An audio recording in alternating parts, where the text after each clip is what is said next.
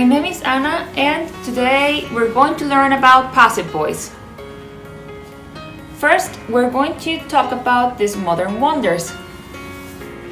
1, 2, 3, and 4. Take a look at them. Have you seen them? Do they have any shape in particular? I drew these pictures for you, but you can look, when we know what they are, we can look for more information on the internet, okay? Well, this is a museum of contemporary art. It is located in Niterói, Brazil, and it is a modern saucer-shaped structure.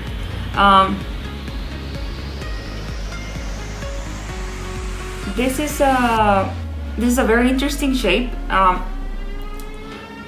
We can learn about the Lotus Temple, which is in Delhi, India, and it was finished in 1986.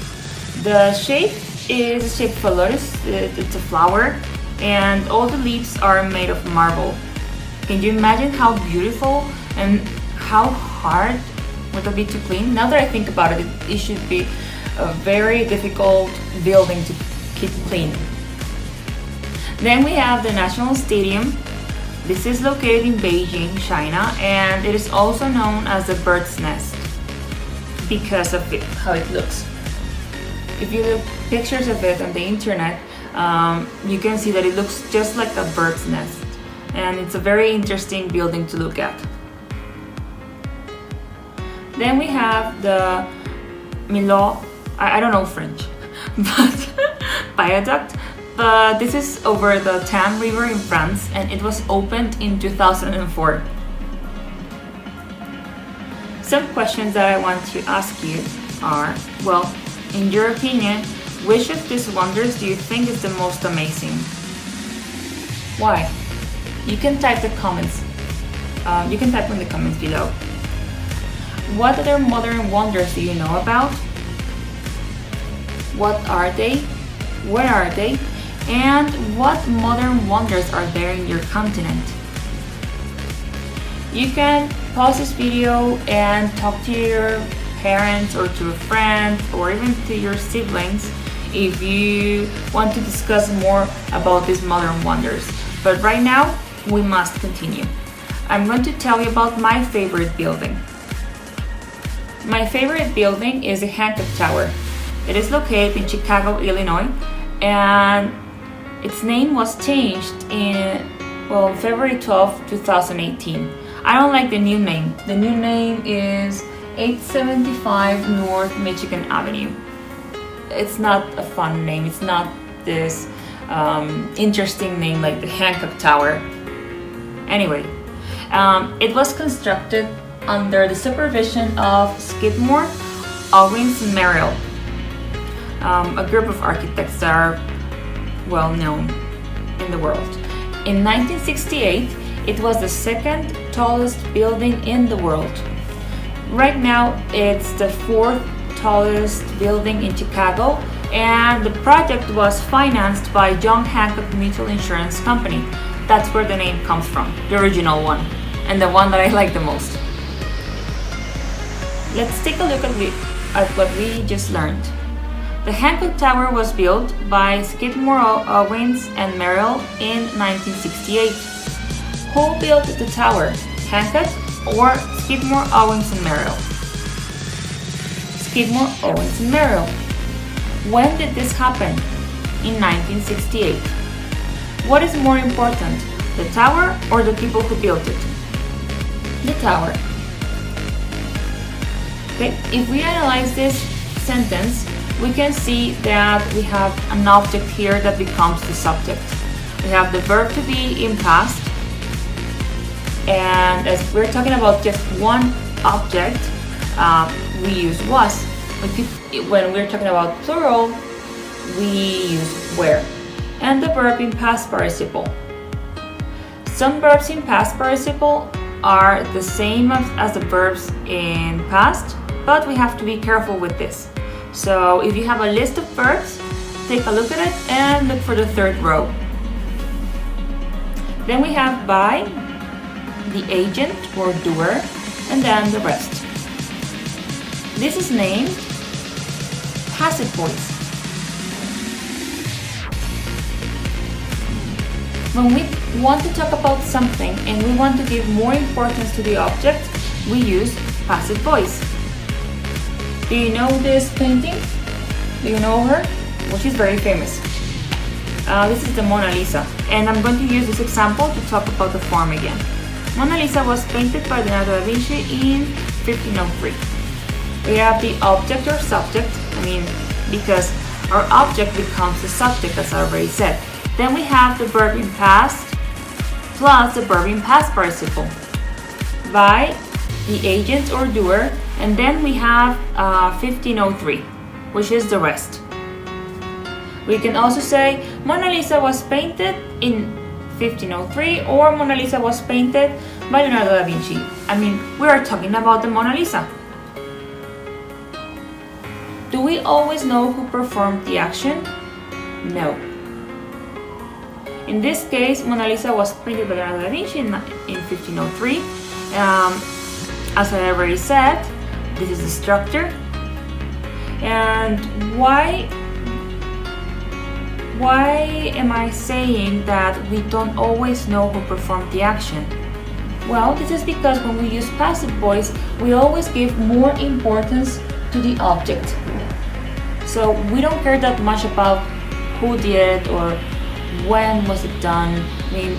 We are focusing on the Mona Lisa in this case. We can find this in newspapers. For example, the thieves were caught. Who caught the thieves? We don't know, we don't care. Because the good news is the thieves were caught. Then we have the movie was broadcasted. This is pretty much the same example because we are talking about the movie.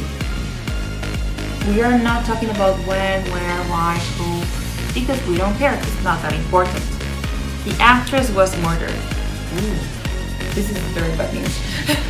But as I already said, we're giving more importance to in this case, to the victim or to the object. Let's practice all together, okay? We're going to take a look at these 5 sentences and we're going to complete them using the passive voice. For example, the opening ceremony of 2012 London Olympics blank by billions of people. In this case, the opening ceremony is singular or plural. It's singular, so we're going to use the verb was. And the verb see in past participle is seen. So the opening ceremony of the 2012 London Olympics was seen by millions of people. Then we have the novel The Adventures of Huckleberry Finn. What? Are we talking about the adventures or are we talking about the novel? We're talking about the novel, so it's singular. So the answer is was written. The Starry Night, and this is a very, very interesting painting to look at, by Vincent van Gogh, was painted exactly. The 2018 World Cup final, France, was won by France. So we can also say France won the 2018 World Cup final. However, we're giving more importance to the cup itself than the country won it. And the songs Noa Noa and Caray, we're talking about 2 songs here, right?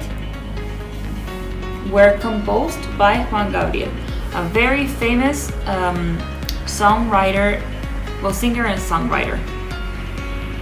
So we can change sentences from active to passive voice. We have Mona Lisa was painted by Leonardo da Vinci in 1503. Again, we have the subject or object, the verb to be in past, plus the verb in past participle by agent and the rest.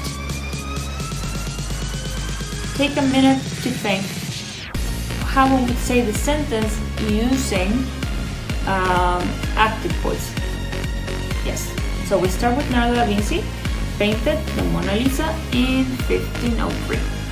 So we have the subject, or the doer, or the agent first, then we have the verb in simple past, because this happened in the past and is a finished action, and then the object, and then the rest of the sentence.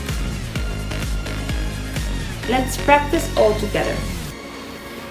I have some sentences here that I wanted you to take a look at, and we're going to make the same change. Just like we did it previously with the Mona Lisa, I will kindly ask you to pause this video and write the correct answers before I show you mine. Ready? Let's continue. Okay, if we want to talk about paper, so we put paper first, right? So our sentence will look like this.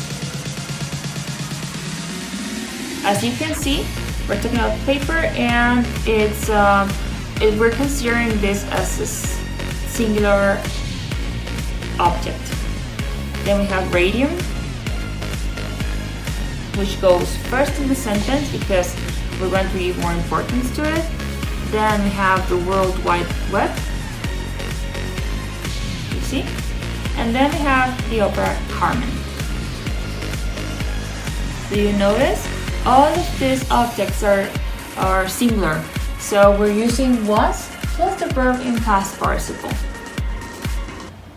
We have more examples here, and again, I'm going to ask you to pause this video and write your answers or say them out loud so we can see if you have learned how to do this or not.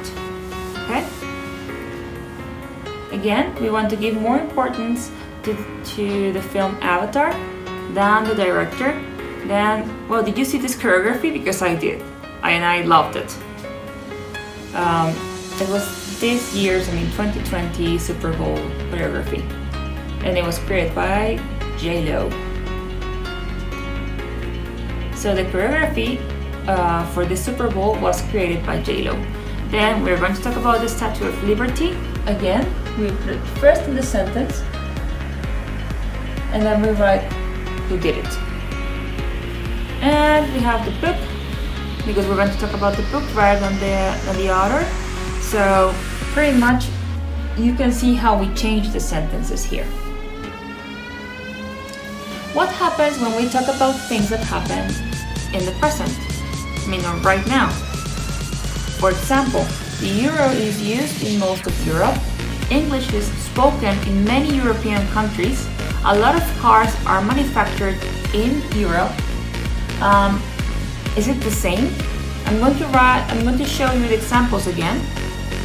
And then we have the active voice part. They use the euro in most of Europe. They speak English in many European countries, and they manufacture a lot of cars in Europe. Do you notice how different they are? The message is pretty much the same. We're talking about people who use the euro in most of Europe. However, we're giving more importance to the euro, to English, to a lot of cars, rather than who does it or where it's done. So again, we're talking about passive voice, but in this case is present. Okay, we're going to complete this passage together. Okay, where we're going to use these verbs. Something that we have to keep in mind is that we started talking about the past, right? Now we're talking about the present, so the structure changes a little bit. It's the same thing, but instead of writing our verb in past, or verb to be in past, we're going to write our verb to be in present, exactly. So in this case, many crops, what? In Taiwan. Many crops, singular or plural? Is or are grown in Taiwan. Some crops, what? Again, singular or plural? Plural. So some crops are consumed locally, but others are shipped. Tea is grown in cooler parts of the island, and rice is cultivated in warmer parts. Fishing is also an important industry. A wide variety of seafood. We're talking about a wide variety of seafood. It's singular. So again, we use is. And consumed all over the world. Many people are employed in the electronics and textile industries as well. Do you notice the difference now? I mean, if we're talking about something that happens now, like the euro is used, or crops that are grown and shipped, I mean, we're talking about the present. So, to conclude, we use the passive voice to give more importance to the object we're talking about rather than the agent or doer. That's why we can see this structure mostly in newspaper articles or when we want to talk about something in particular, like the Mona Lisa. Even though Leonardo da Vinci is important, right now we want to talk about the Mona Lisa. Or if we're talking about the Super Bowl choreography, or if we want to talk about a building, I mean, we are giving more importance to the building or to the object itself rather than who did it. Okay? Well, thank you very much for your time. Thank you for watching, and I hope you have enjoyed this class. My name is Anna, and keep practicing.